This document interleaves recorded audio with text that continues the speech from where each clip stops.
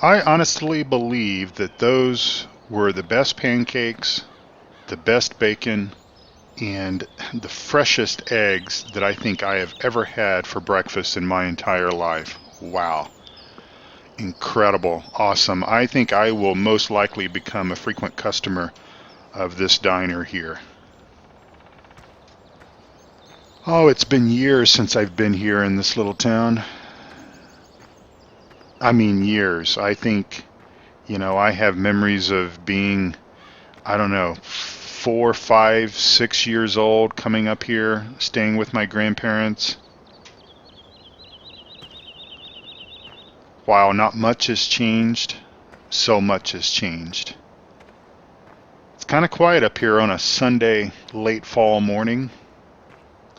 Well, I think that's just the way that we like it.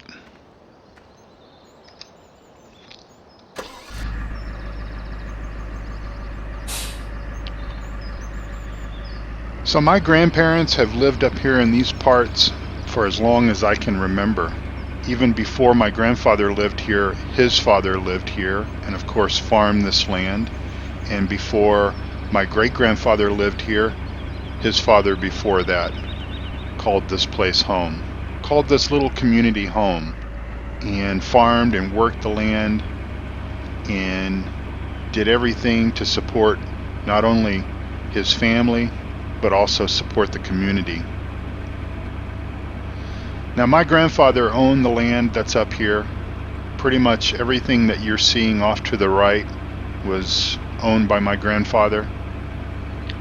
The farm, like I said, has been in the family for generations and generations even before that. My father, well, he chose a different path, and so did I. But my grandfather's wish was for somebody, either for my father or for myself, to one day return to this area and once again farm this land. My grandfather had a firm belief that everything that came from these parts would be the finest and the best that this country could actually grow. Now my grandfather, he only raised cows and mostly farmed the land to support the livestock, his family, and the local community, and it was done in that order. Of course, that's how things were done back then. Farming in this valley, well, it's never been easy. It's actually been hard, but I think that's what he loved about it. The challenge and the reward of doing things his way. All this land once belonged to my family, but a few years ago, some of the acreage was divided off and it was sold. Thankfully, my grandfather had already passed by this time, but the income from the sale of this land helped put me through college. Let me just drive on up here to the top of the hill here. It's all starting to flood back. I remember my grandparents' house, the grain silos, his barn, his sheds.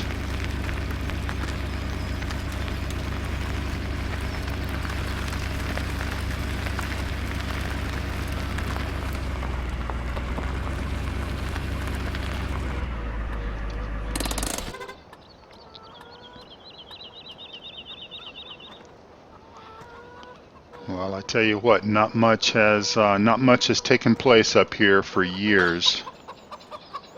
Looks like we got some wild chickens. I guess you can never really get rid of those things. Look at all this old equipment that my grandfather left. That's probably where he parked this stuff when he last used it, and it's been sat there ever since. Now, after college, I worked extremely hard, built a business, but I never lost sight of what gave me the advantage that I had, as well as the dying wish that my grandfather had for my dad or myself to come up here and farm this land, to basically take this land back.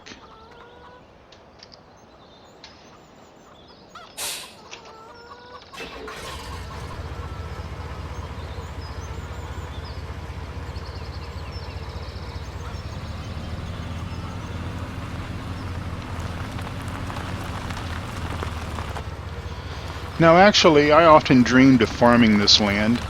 I would visit the area and I would walk the fields long after grandfather had passed. I could almost feel my grandfather's presence when I would come up here.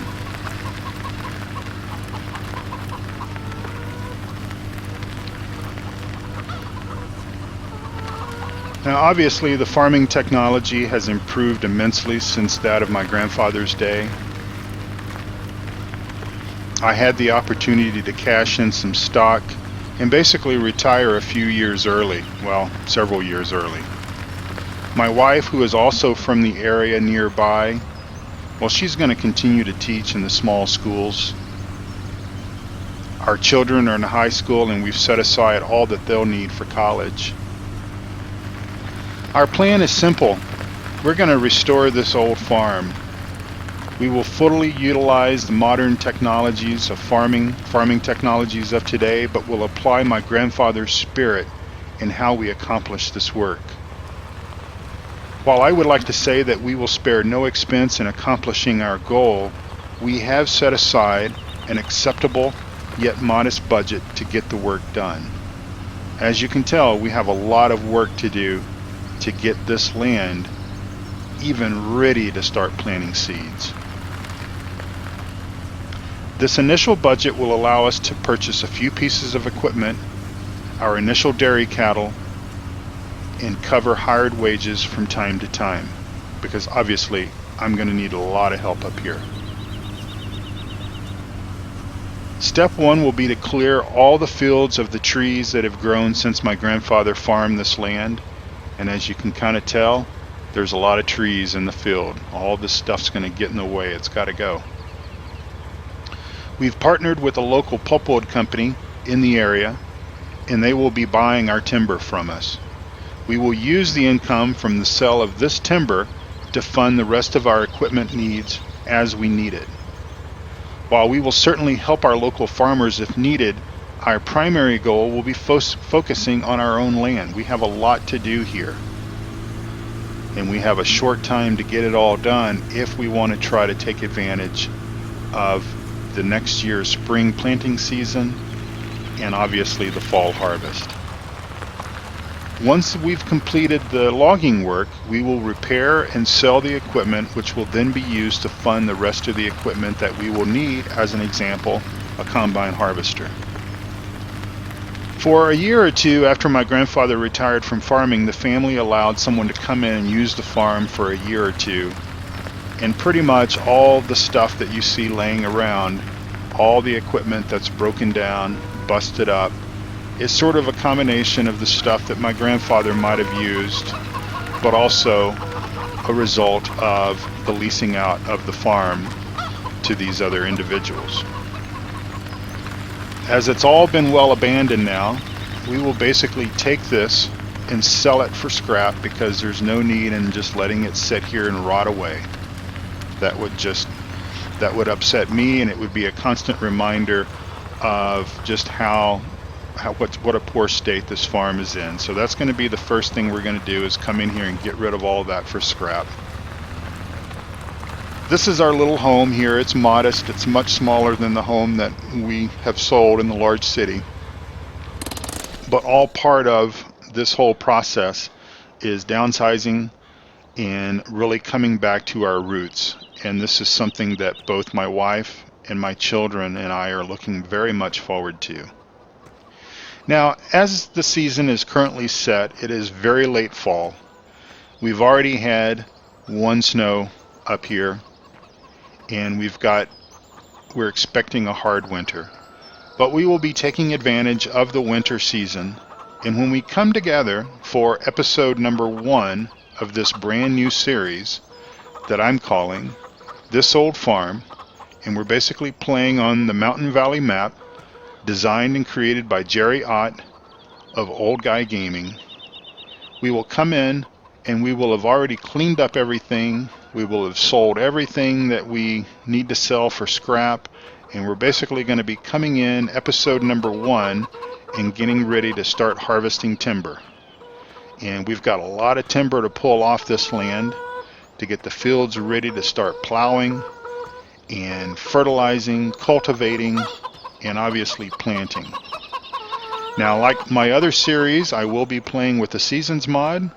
We will be playing a 6 game day season, and we will be using mostly in-game equipment, a few mods, but mostly in-game equipment, because we will also be using the more realistic mod as well.